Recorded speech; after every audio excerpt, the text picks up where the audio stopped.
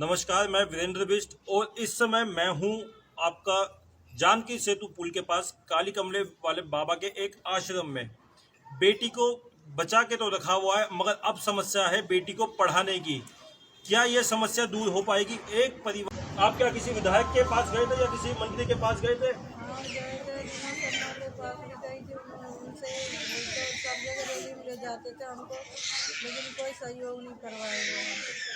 तो देखिए, रैली में लेके गए, इनके घरों में आके, जैसे आप तमाम चैनलों में देखते हैं, मंत्री जो हैं इनके घरों में आके, गरीब लोगों के घरों में आके खाना खा लेते हैं, उससे जबकि इनका फायदा कुछ नहीं होता, इनका नुकसान ही करके जाते हैं, क्योंकि वो इनका राशन भी खा जाते हैं।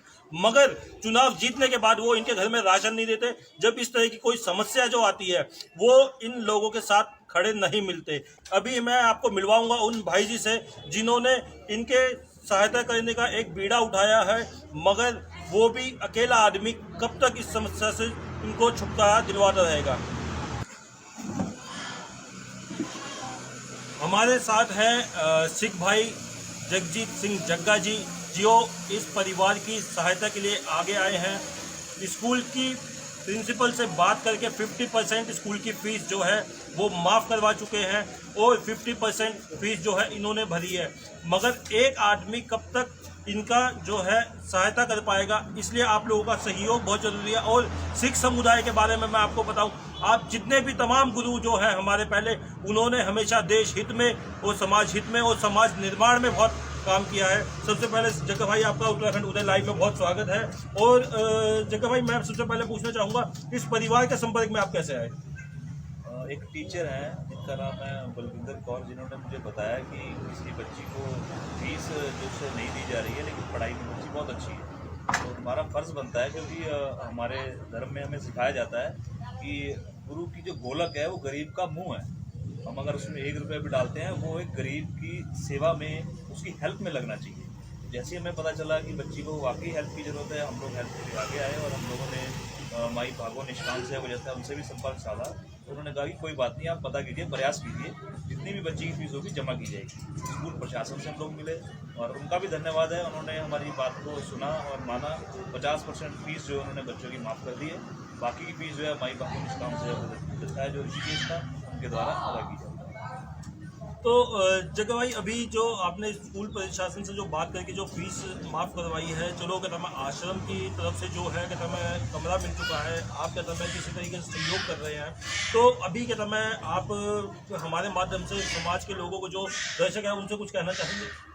कि मैं तो उनसे यही कहना चाहूँगा दर्शकों से कि हमने देखा है कि हमारे समाज की जो बच्चियां हैं, किस तरीके से उनका कत्लेआम भी हो रहा है, उनका गलत इस्तेमाल हो रहा है। पढ़ाई से वो वंचित रह जा रही हैं, नहीं पढ़ पा रही हैं, नहीं बढ़ पा रही हैं, नहीं बच पा रही हैं। तो इसके लिए आम लोगों को आगे आना पड़ेगा। इन नेताओं से उम्मीद करना छोड़ दीजिए। आम जनता अगर आगे उठ के इनके सहयोग में आएगी, देखिए सड़क किनारे टेंट लगा के मैं भी किसी के लिए धरना दे सकता हूँ, मैं भी आवाज़ उठा सकता हूँ, लेकिन उससे बेनिफिट क्या होगा? क्यों नहीं इन परिवार के पास आते? क्यों नहीं इनकी मदद करते? किस चीज़ की इनकी ज़रूरत है? इस चीज़ की तरफ ध्यान क्यों नहीं देते? क्या सिर्फ हमारा काम राजनीति करना रह गया?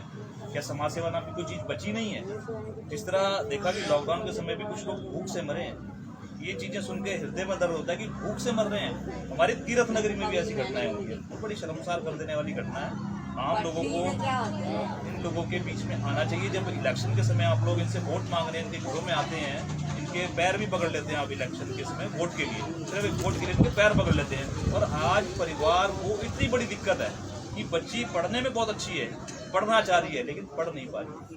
ये नारा बेटी बचाओ बेटी पढ़ाओ का ये सिर्फ हवा में है।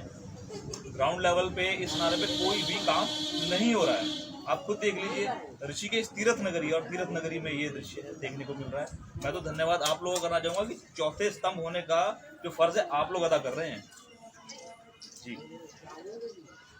अब देखिए, जो ऋषिकेश में सिर्फ एक ऐसा यही परिवार नहीं है, ऐसे तमाम जो परिवार हैं आपको जगह जगह किसी न किसी कारण से मिल जाएगा। मगर कुछ लोग जो है शर्म के कारण भूखे पेट मृत्यु स्वीकार कर लेते हैं, मगर किसी के सामने हाथ फैलाना स्वीकार नहीं करते। मगर जब कोई ऐसी दुर्घटना घट जाती है, मैं आज सुबह भी देख रहा था, एक शव जो है वो निकल रहा था, सब लोग जो है उसके सामने हाथ जोड़ रहे थे।